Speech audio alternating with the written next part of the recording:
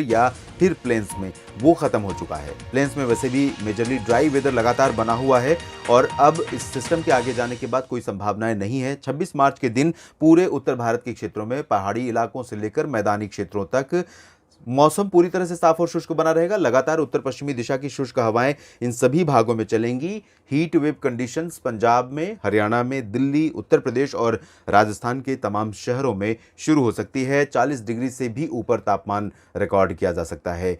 यानी AC, cooler, इन सभी के दिन अब अप्रैल में, आमतौर पर अप्रैल में मिड से शुरुआत होती थी इनकी, लेकिन इस बार जल्दी हो रही है क्योंकि तापमान सामान्य से ज़्यादा ऊपर है और गर्मी का सामना लोगों को करना पड़ रहा है। ऐसे में बचाव के लिए आपको करना पड़ेगा, कोई उपाय नहीं है। पहाड़ी क्षेत्रों में जम्मू कश्मीर से लेकर लद्दाख और उत्तरी पश्चिमी जो हिमाचल प्रदेश का क्षेत्र है, इन भागों में ज़्यादा भीषण गर्मी अभी फिलहाल 26 मार्च को नहीं पड़ेगी क्योंकि हाल ही में बारिश हुई है। पहाड़ी क्षेत्रों में थोड़ा सा असर रहेगा ठंडक का और ठंडी हवाओं का। इसी तरह से जालंधर, पठानकोट और अमृतसर में भी कुछ जगहों पर सुबह और रात के समय तो ठंडक रहेगी ही रहेगी, लेकिन दिन में भी बहुत भीषण गर्मी नहीं रहेगी। हालांकि ग्रेजुअली इंक्रीज करेगा तापमान।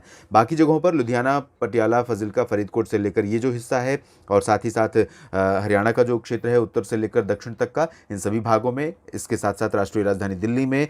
बात राजस्थान की करें तो गंगानगर, हनुमानगढ़ और बीकानेर, बाड़मेर, जैसलमेर, जोधपुर से लेकर उदयपुर, डूंगरपुर और सवाई माधोपुर, अलवर, भीलवाड़ा, जयपुर, अजमेर, इन सभी भागों में। और साथ ही पश्चिमी उत्तर प्रदेश में आगरा, अलीगढ़, मथुरा, मेरठ, मुरादाबाद, बुलंदशहर, बरेली और झांसी, साथ ही कानपुर, लखनऊ, बहराइच, गोंडा, बस्ती से लेकर अयोध्या, बलरामपुर, प्रयागराज, फतेहपुर, कानपुर और अयोध्या, वाराणसी, भदोही, मिर्ज़ापुर, साथ ही साथ गोरखपुर, इन सभी क्षेत्रों में पश्चिमी दिशा की हवाओं का प्रकोप रहेगा। सुबह के समय ज़रूर कंफर्टेबल और प्लेजेंट वेदर हो सकता है, लेकिन जैसे जैसे दिन चढ़ना शुरू करेगा, तापमान ऊपर जाएगा, पश्चिमी दिशा की ड्राई और हॉट विंड्स चलनी शुरू होंगी तो हीट वेव का फील यहाँ पर पूरा पूरा दे सकती हैं। हिफाजत अपनी खुद करें, बाहर जब काम करने निकले तो इस धूप से बचाव करें क्योंकि ये धूप, ये हीट वेव बहुत ज़्यादा नुकसान का कारण बन सकती है। मवेशियों का भी ध्यान रखें। बिहार, झारखंड और पश्चिम बंगाल के क्षेत्रों में फिलहाल अब तक पश्चिमी दिशा की हवाओं का ज़्यादा इम्पैक्ट नहीं था, लेकिन अब यहाँ पर हवाएं चलेंगी।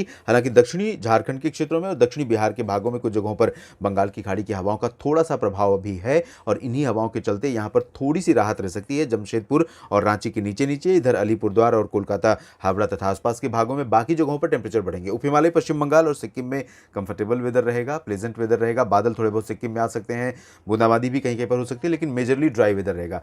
अरुणाचल प्रदेश में बारिश की इंटेंसिटी पहले की तुलना में कम हो रही है, पूर्वी क्षेत्रों में जरूर बनी रहेगी, जबकि असम, मेघालय और नागालैंड, मणिपुर, मिजोरम, त्रिपुरा, इन सभी क्षेत्रों में, जैसा कि मैंने आपको बताया था, साइक्लोन स्टॉर्म जब आया था, म्यांमार की तरफ गया था, उस दौरान से जो हवाओं का सिलसिला शुरू हुआ है, तो ये कंसिस्टेंसी यहां पर बनी हुई है और अब आप अभी देखेंगे अगले 3-4 दिनों के दौरान तक लगातार यहां पूर्वोत्तर भारत में बारिश होती रहेगी। मध्य भारत में ओडिशा, छत्तीसगढ़ में पूर्वी दिशा की हवाओं का असर रहेगा, खासतौर पर दक्षिणी ओडिशा और दक्षिणी छत्तीसगढ़ में। यहां पर कुछ जगहों पर बादल डेवलप हो सकते हैं, कटक से लेकर ये बोलानगीर और आसपास के हिस्सों में, साथ ही साथ रायपुर से लेकर दक्षिण में सुकमा, दंतेवाड़ा के बीच में। लेकिन उत्तरी छत्तीसगढ़, उत्तरी ओडिशा में पूरी तरह से साफ और शुष्क मौसम, हीट वेव जैसी कंडीशन क्योंकि पश्चिमी दिशा की हवाओं का असर। इसी तरह से मध्य प्रदेश, महाराष्ट्र में सभी जगहों पर पश्चिमी और उत्तर पश्चिमी दिशा की हवाओं का प्रभाव रहेगा। जबलपुर, मांडला, बालाघाट, होशंगाबाद, बैतूल, छिंदवाड़ा से लेकर सागर, सतना, पन्ना और इधर ग्वालियर से लेकर रतलाम, मंदसौर, नीमच, खरगोन, इंदौर, भोपाल तक तापमान बढ़ेंगे। गुजरात में भी तापमान में बढ़ोतरी होने की संभावना नजर आ रही है। अहमदाबाद, बड़ोदरा से लेकर सूरत के बीच में, कच्छ और सौराष्ट्र में भी, साथ ही साथ मध्य महाराष्ट्र, मराठवाड़ा और कोंकण, गोवा और विदर्भ में भी ड्राई वेदर और हीट वेव कंडीशन रहेगी। लेकिन दक्षिणी कोंकण, गोवा, दक्षिणी मध्य महाराष्ट्र के कुछ इलाकों में बादल छा सकते हैं और कहीं कहीं पर हल्की वर्षा भी हो सकती है। गोवा में भी बारिश संभावित है और उत्तरी आंतरिक कर्नाटक, उत्तरी तटीय कर्नाटक और इसी तरह से दक्षिणी आंतरिक कर्नाटक के तटवर्ती रीजन से सटे हुए शहरों में कुछ इलाके ऐसे हो सकते हैं जहां पर लाइट टू मॉडरेट रेन हो सकती है।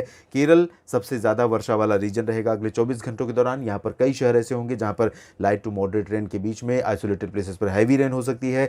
तमिलनाडु में आइसोलेटेड बारिश की संभावना इंटीरियर पार्ट्स में रहेगी। हालांकि तिरुचिरापल्ली और पंबन के बीच, मदुरई के बीच का जो ये हिस्सा है, इन भागों में भी कहीं कहीं पर वर्षा हो सकती है। लक्षद्वीप में भी आइसोलेटेड प्लेसेस पर बारिश होने की संभावना यहां पर दिखाई दे रही है। अंडमान व निकोबार द्वीप समूह में भी लाइट रेन हो सकती है, लेकिन ज्यादा प्रोबेबिलिटी फिलहाल नहीं है। देश भर के मौसम पूर्वानुमान के इस बुलेटिन में अभी इतना ही। धन्यवाद।